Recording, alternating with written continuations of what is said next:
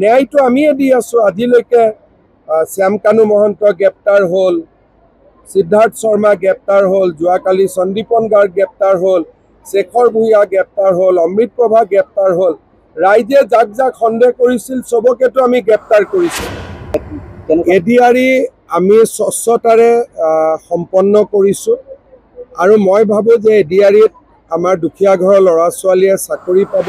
জোনাই বিধানসভা সমষ্টিত আমি ৩৬,৮৮৪ গৰাকী মহিলাৰ মাজত মহিলা উদ্যমিতা আঁচনিৰ প্ৰথম কিস্তিৰ ধন মুকলি কৰি দিলোঁ। প্ৰধানমন্ত্ৰী ডাঙৰীয়াক ধন্যবাদ জনাইছোঁ। আৰু আপোনালোকে জানে যে এতিয়া কাজিৰঙাত এলিভেটেড কৰিডৰো হ'ল, 2 এদিনতে টানেলৰো অনুমোদন হ'ব। অসম চাৰিওফালৰ পৰা বিকাশৰ পথ।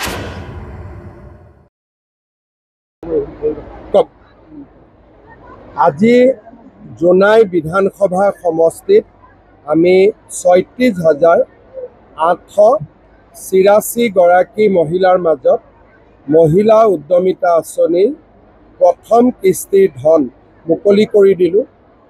এই টকাৰ সৎব্যৱহাৰ হ'লে পৰৱৰ্তী কিস্তি হিচাপে আই মাতৃসকলে ২৫,০০০ টকা লাভ কৰিব আৰু ২৫,০০০ টকাৰো সৎব্যৱহাৰ হ'লে আই মাতৃসকলে ৫০,০০০ টকা লাভ কৰিবলৈ সক্ষম হ'ব।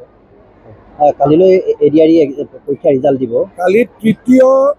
কালি পুলিচৰ সাব ইন্সপেক্টৰ ৰিজাল্ট দিব আৰু এডিআৰই পৰীক্ষাৰ ৩য় বৰ্গৰ ৰিজাল্ট দিব। কেনেধৰণৰ আশা কৰে? যোৱাকালিও মই মৰাণ ৰাইজৰ লগত বহিছিলোঁ। 12 তাৰিখে মটক ৰাইজৰ লগত বহিম আৰু অন্যান্য চুতীয়া জাতিসকলকো মই আলোচনাৰ বাবে মাতিছোঁ। টাই আহোমকো আলোচনাৰ কাৰণে মাতিছোঁ। চাহ বাগিচাৰ লোককো আলোচনাৰ কাৰণে মাতিছোঁ। সমস্যাটো সমাধান কৰাৰ বাবে আমি প্ৰচেষ্টা হাতত লৈছোঁ। 25 নৱেম্বৰ তাৰিখে মন্ত্ৰীসভা গোটৰ প্ৰতিবেদন আমি বিধানসভাত প্ৰস্তুত কৰিম। চৰকাৰীকৰণ আইন 2017 মতে যিসকল প্ৰাথমিক পৰ্যায়ত টেট কোৱালিফাইড শিক্ষকসকল আছিলে তেওঁলোকৰ নিযুক্তি কেতিয়া হ'ব? নিযুক্তি যিমান পোষ্ট ওলায়, কালি পৰহিতো নিযুক্তি এলিমেণ্টাৰী এডুকেশ্যনৰ ৰিজাল্ট ওলাব। পদোন্নতিৰ বিষয়টো মই নাজানো, ৰনোজ দাক সুধি ল'ব। কাৰণ পদোন্নতিটোতো খুব সম্ভৱ হেডমাষ্টাৰৰ পদোন্নতিটো হাইকোৰ্টে ষ্টে কৰি থৈ দিছে।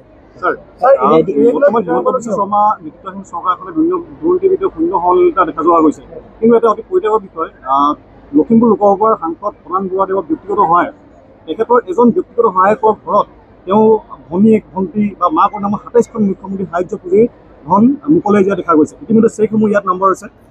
আপোনালোকে থানাত এখন এজাহাৰ দি দিয়ক, মই চাই দিম।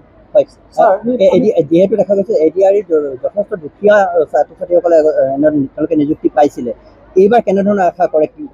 এডিআৰই আমি স্বচ্ছতাৰে সম্পন্ন কৰিছোঁ আৰু মই ভাবোঁ যে এডিআৰইত আমাৰ দুখীয়া ঘৰৰ ল'ৰা ছোৱালীয়ে চাকৰি পাব। এইটো ৩য় শ্ৰেণীৰ ৰিজাল্ট, তাৰ পিছতেই ৪ৰ্থ শ্ৰেণীৰ ৰিজাল্টটো ওলাব আৰু মই ভাবোঁ যে প্ৰায় 10,000 দুখীয়া ঘৰৰ ল'ৰা ছোৱালীয়ে চাকৰি পাবলৈ সক্ষম হ'ব।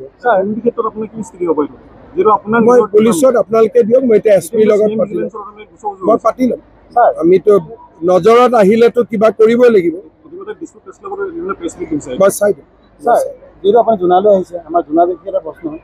বৰ্তমান জোনাই আৰু অৰুণাচলৰ সীমা সংঘাতটো বৰ্তমান এতিয়াও আৰম্ভ সৃষ্টি হৈ আছে। এই সমাধান আমি কেইবাটাও পইণ্টত সমাধান কৰিছোঁ। অসম অৰুণাচল 3টা জেগাত সমাধান হোৱা নাই, গতিকে বাকী 3টাৰ কাৰণে আমি আৰু 2 লানি আলোচনা কৰিব লাগিব। আলোচনাৰ প্ৰক্ৰিয়াও চলি আছে, কিন্তু আমি একেবাৰে একমতত আহিব পৰা নাই, কাৰণ অৰুণাচলে বেছি গাঁও দাবী কৰি আছে, যিটো আমি দিব নোৱাৰোঁ। সেইকাৰণে আলোচনাটো অকণমান এই 3টা জেগাত অকণমান বিলম্ব হৈছে। তাৰ কাৰণ এইটোৱে যে অসমে নিজৰ স্বাৰ্থ সুৰক্ষিত কৰিহে অসম অৰুণাচলৰ সীমা বিবাদ আমি নিষ্পত্তি কৰিব খুজিছোঁ। জুবিন গাৰ্গৰ ন্যায় প্ৰসংগৰ বিৰুদ্ধে কৈছে যে মুখ্যমন্ত্ৰীহে ৰাজনীতি কৰিছে। আমি ইমান ন্যায়ৰ কাৰণে কিমান কষ্ট কৰিছোঁ। গোটেই ন্যায় আজি মানুহে কয় জুবিনক ন্যায় দিয়ক, ন্যায়টো আমিয়ে দি আছোঁ। আজিলৈকে শ্যামকানু মহন্ত গ্ৰেপ্তাৰ হ'ল, সিদ্ধাৰ্থ শৰ্মা গ্ৰেপ্তাৰ হ'ল, যোৱাকালি সন্দীপন গাৰ্গ গ্ৰেপ্তাৰ হ'ল, শেখৰ ভূঞা গ্ৰেপ্তাৰ হ'ল, অমৃত প্ৰভা গ্ৰেপ্তাৰ হ'ল। ৰাইজে যাক যাক সন্দেহ কৰিছিল চবকেতো আমি গ্ৰেপ্তাৰ কৰিছোঁ। গতিকে ন্যায়ৰ কাৰণে যদি ধন্যবাদ পাব লাগে বিজেপি চৰকাৰখনে পাব লাগে। আজিলৈকে কংগ্ৰেছে কাক ন্যায় দিব পাৰিছিল, কিন্তু আমিতো তুৰন্ত ন্যায় দি দিলোঁ আৰু প্ৰক্ৰিয়া চলি আছে। গতিকে আমাক ক্ৰেডিট দিব লাগে, ক'ব লাগে যে আৰু চৰকাৰখন আগুৱাই যাওক, আমাক ধন্যবাদ দিব লাগে। কাৰণ আজিলৈ কোনে আশা কৰিছিল যে ইমান কম দিনৰ ভিতৰতে চবকে এৰেষ্ট কৰি ল'ব। প্ৰথমতেতো কৈছিল নাহিবই, বেইল লৈ ল'ব, জামিন লৈ ল'ব, হিমন্ত বিশ্ব শৰ্মাই নাটক কৰি আছে। আমিতো ক্লিয়াৰলি চবক এৰেষ্ট কৰি দিলোঁ। গতিকে ন্যায় কোনে দিছে? বিজেপি চৰকাৰখনে দিছে। আজি বিজেপি চৰকাৰখনে জুবিন গাৰ্গৰ কাৰণে যিমান কৰিছে, কংগ্ৰেছ থাকিলেতো তাৰ 10% নহ'লহেঁতেন। ভূপেন হাজৰিকাৰ সংস্কাৰ কৰিবৰ কাৰণে মাটিখিনি বিচাৰি ওলাওঁতে তেওঁলোকে 3 দিন লগাইছিল। আমিতো চব কৰি দিলোঁ। ভূপেন হাজৰিকাক শেষ কৃত্যত সন্মান জনাবলৈ এজনো কেন্দ্ৰীয় মন্ত্ৰী অহা নাছিল। গতিকে জুবিন গাৰ্গৰ ক্ষেত্ৰত বিজেপিয়ে যিমান কৰিছে সিমানটোতো ভাৰতত উদাহৰণ নাই ইমান কৰা।